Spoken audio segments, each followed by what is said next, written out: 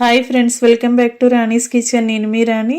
Friends, ఈరోజు recipe బూరెలు recipe అండి. బూరెలు చేసుకోవాలి అంటే డీప్ ఫ్రై చేసుకుంటూ ఉంటాం. అంతేకాకుండా శనగపప్పుని నానబెట్టి ఉడకపెట్టి గ్రైండ్ చేసుకుని ప్రాసెస్ అంతా ఎక్కువగా చేస్తూ ఉంటాం. అంత శ్రమ అనేది లేకుండా డీప్ ఫ్రైతో అస్సలు పని లేకుండా 2 టేబుల్ స్పూన్ల ఆయిల్తో చాలా సింపుల్గా టేస్టీగా సాఫ్ట్గా చేసుకుని బూరెలు అనేవి చేసి చూపిస్తాను.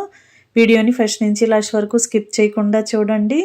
ముందుగా ఒక కప్పు నిండుగా మినపప్పు తీసుకుని ఒక గిన్నెలోకి వేసుకోండి. అదే కప్పుతో కప్పుకి నిండుగా రేషన్ బియ్యం తీసుకుని వేరొక గిన్నెలోకి వేసుకోండి.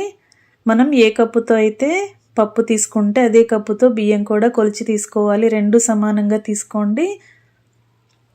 వీటిని 2 వేరువేరు గిన్నెల్లో వేసుకున్నాం కదా, వాటర్ని పోసి 3 గంటల నుంచి 4 గంటల వరకు నానబెట్టి పెట్టుకోండి. పొట్టు మినపప్పు అయితే కనీసం 4 గంటలు నానాలండి.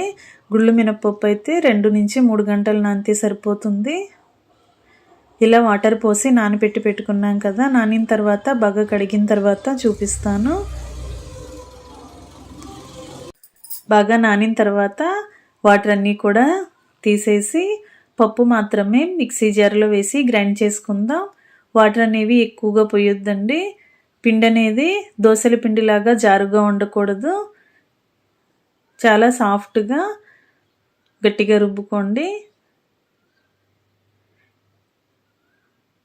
నేను చూపించినన్ని మాత్రమే వాటర్ని యాడ్ చేయండి. 2-3 టేబుల్ స్పూన్లు వాటర్ పోస్తే సరిపోతుందండి. ఈ విధంగా పోసి బాగా మెత్తగా గ్రైండ్ చేసి అంతా కూడా ఒక గిన్నెలోకి తీసుకోండి. అదే మిక్సీ జార్లోకి కడిగి పెట్టుకున్న బియ్యం కూడా యాడ్ చేసి గ్రైండ్ చేసుకుందాం. మినప్పిండి అనేది ఈ విధంగా బాగా సాఫ్ట్గా రుబ్బుకోండి. అదే జార్లోకి బియ్యం కూడా వేసుకుని 2-3 టేబుల్ స్పూన్లు వాటర్ మాత్రమే పోసి బియ్యం కూడా చాలా మెత్తగా గ్రైండ్ చేసుకోండి. బియ్యంలో పలుకులు అనేవి ఏమీ ఉండకుండా చాలా సాఫ్ట్గా గ్రైండ్ అవ్వాలండి. అంతవరకు కూడా గ్రైండ్ చేసుకోండి. అలా నలిగిన పిండిని బియ్యపిండిని కూడా మినప్పిండిలో కలిపేసుకుని 2 కూడా బాగా గరిటెతో కలుపుకోండి. ఈ గిన్నెకు మూత పెట్టి ఒక అరగంట పక్కన పెట్టుకుందాం. బూరెలకి పై పూర్ణం అనేది పై పిండి అనేది రెడీ అయ్యింది కదా. ఇప్పుడు లోపల పూర్ణానికి స్వీట్ అనేది ప్రిపేర్ చేద్దాం. దానికోసం స్టవ్ ఆన్ చేసి కళాయి పెట్టుకొని ఒక కప్పుకి నిండుగా పల్లీలు తీసి వేసుకోండి. బాగా డ్రై రోస్ట్ చేసుకోండి. పల్లీలు అనేవి పచ్చిదనం అంతా లేకుండా చాలా క్రిస్పీగా అయ్యేంత వరకు ఫ్రై చేసుకోండి. మనం కొన్ని పప్పుల్ని ఇలా ప్రెస్ చేసి చూసినట్లయితే పై స్కిన్ అంతా కూడా ఈజీగా రిమూవ్ అయిపోతుంది కదా. ఈ విధంగా ఫ్రై చేసి స్టవ్ ఆఫ్ చేసి బాగా చల్లారిన తర్వాత పై పొట్టు అంతా కూడా తీసి ఇలా ఒక గిన్నెలోకి వేసుకోండి.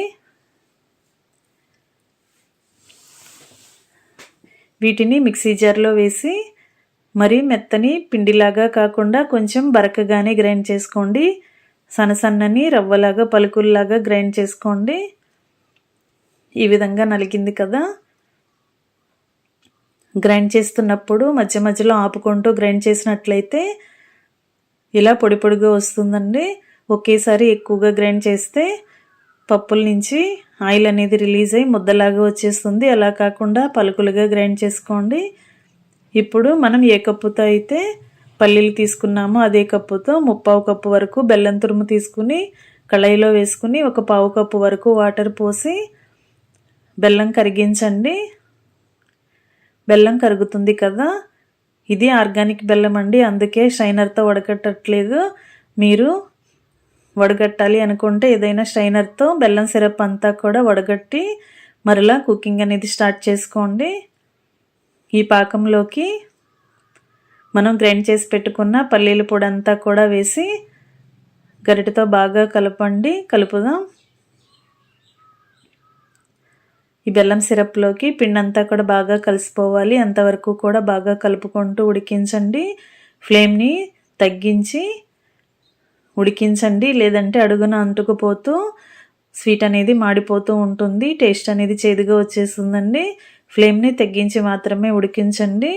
గరిటెతో ఎప్పటికప్పుడు కలుపుకుంటూ ఉడికిస్తూ అప్పుడప్పుడు 1 టేబుల్ స్పూన్ నెయ్యిని యాడ్ చేసుకోండి. నెయ్యిని వేయటం వల్ల స్వీట్కి టేస్ట్ అనేది ఎక్కువగా వస్తుంది. అంతేకాకుండా స్వీట్ అనేది కళాయి నుంచి ఈజీగా సపరేట్ అవుతుంది. ఈ విధంగా గరిటెతో కలుపుకుంటూ స్వీట్ అనేది ముద్దలాగా దగ్గరగా ఉడికేంత వరకు ఉడికించండి.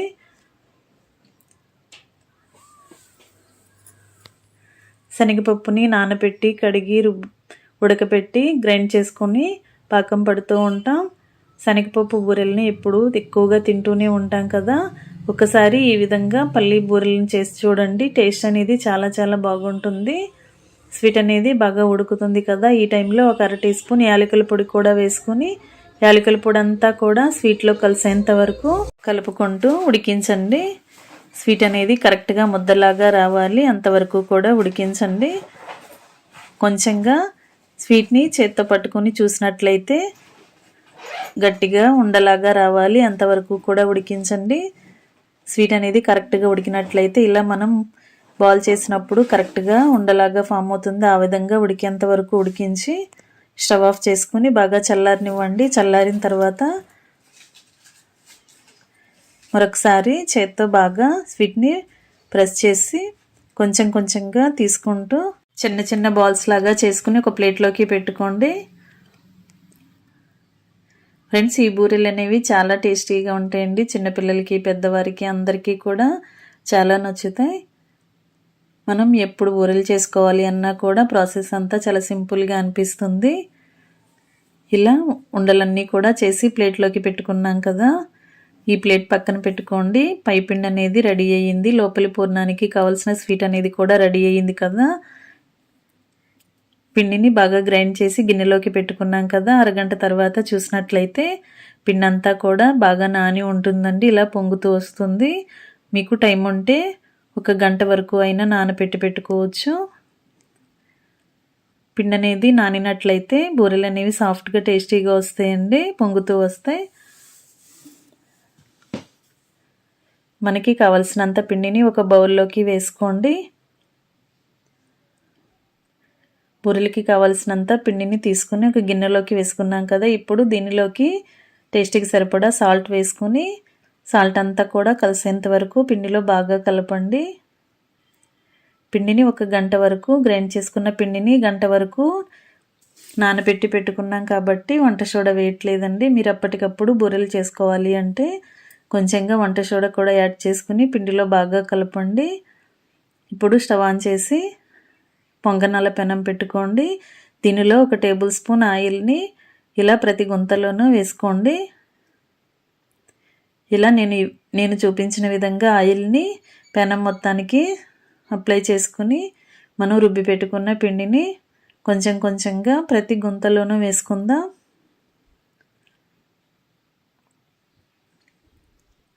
బూరెలు డీప్ ఫ్రై చేయాలి అంటే కొత్తగా వంట నేర్చుకునే పిల్లలు కళాయిలో పూర్ణాలు వేసుకోవటానికి భయపడుతూ ఉంటారు. ఎందుకంటే అవి చిటపటమంటూ కిచెన్ నిండా పడుతూ ఉంటాయి. అలా కాకుండా బూరెలు తినాలి అని అనిపిస్తే అప్పటికప్పుడే ఇలా మనం గుంత పొంగనాల పెనంతో 2 టేబుల్ స్పూన్ల ఆయిల్తో మనం రుబ్బి పెట్టుకున్న దోసల పిండితో చాలా కమ్మగా టేస్టీగా సింపుల్గా మనం ఈ రెసిపీ అనేది చేసుకుని తినొచ్చు. ఈ విధంగా పిండిని కొంచెం కొంచెంగా పెట్టుకున్నాం కదా. తర్వాత స్వీట్ కూడా మధ్యలో పెట్టుకుని దానిపైన కూడా రుబ్బి పెట్టుకున్న పిండిని కూడా వేస్తూ ఇలా లోపల పూర్ణం అనేది బయటికి కనిపించకుండా పిండితో కవర్ చేయండి. మధ్యలో ఒకసారి 1 టేబుల్ స్పూన్ ఆయిల్ని ఇలా పైన పోస్తూ ఫ్లేమ్ మొత్తం తగ్గించి పెట్టుకుని మూత పెట్టుకుని ఉడికించండి. లో ఫ్లేమ్లో ఉడికినట్లయితేనే పూర్ణాలు అనేవి మాడిపోకుండా కరెక్ట్గా ఫ్రై అవుతాయి. ఎందుకంటే మనం తక్కువ ఆయిల్తో డీప్ ఫ్రై చేస్తున్నాం కాబట్టి లో ఫ్లేమ్లోనే వీటిని ఉడికించాలి. ఒకవైపున బాగా క్రిస్పీగా ఫ్రై అయిన తర్వాత వెనక వైపు కూడా టర్న్ చేసి 2 వైపులా ఈవెన్గా ఫ్రై అయ్యేంత వరకు ఉడికించి మొత్తం అన్నీ ఉడికితం కంప్లీట్ అయిన తర్వాత అన్నిటినీ కూడా ఒక ప్లేట్లోకి తీసుకోవటమే. ఇదే విధంగా మిగిలిన పిండితో కూడా మిగిలిన పూర్ణం స్వీట్ బాల్స్తో కూడా ఇదే విధంగా బూరెలు అనేవి పొంగనాల పెనంలో వేసుకుని డీప్ ఫ్రై చేసుకుని అన్నీ చేసుకోవటం కంప్లీట్ అయిన తర్వాత మొత్తం అన్నీ కూడా ఇలా ప్లేట్లోకి తీసుకుని స్టవ్ ఆఫ్ చేసుకుని సర్వింగ్ ప్లేట్లోకి తీసి ఫ్యామిలీకి సర్వ్ చేసుకోవటమే. బూరెలు తినాలి అని అనిపిస్తే అప్పటికప్పుడే మనం ఈ రెసిపీని కంప్లీట్ చేసి చూసాం కదా. వీడియో నచ్చితే లైక్ చేయండి. Thanks for watching.